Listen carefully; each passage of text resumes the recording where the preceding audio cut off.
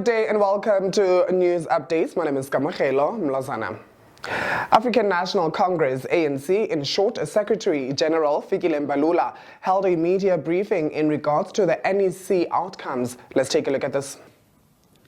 The third-year review report highlights an unparalleled record of transformation in any post-colonial society.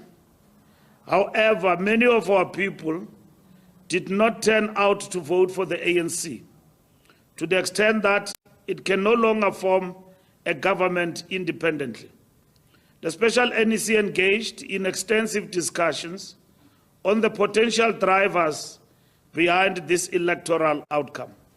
From the perspective of individual membership and leadership, the diagnostic exercise addressed the extent to which we have projected or failed to project the aspirations of the masses.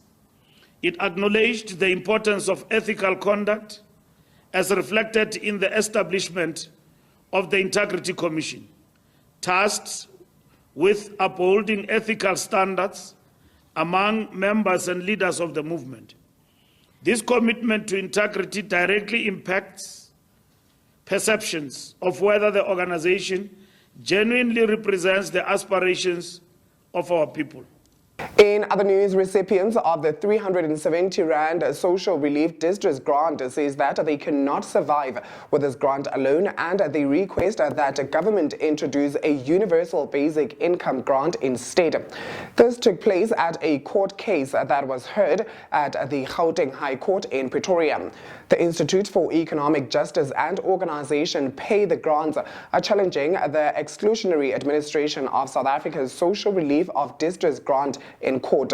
Both parties says that the Social Relief of Distress Grant does not address the right violations suffered by 8 million South Africans who depend on the grant.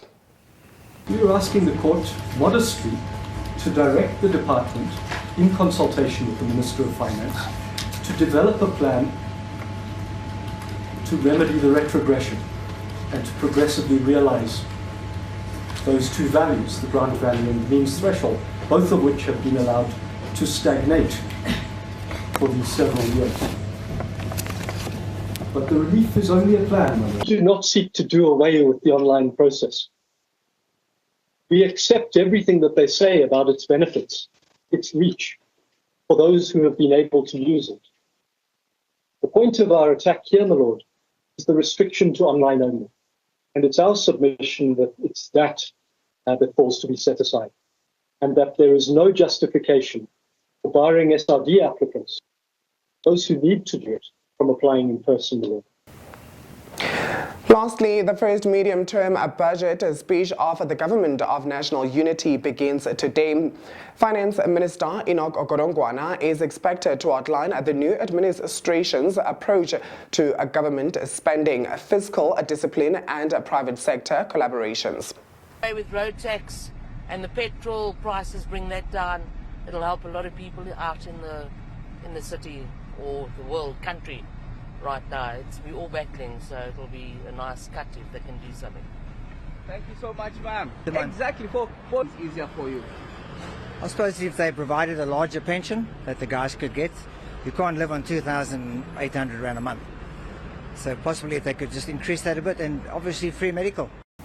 Now let's take a look at your weather forecast at this hour.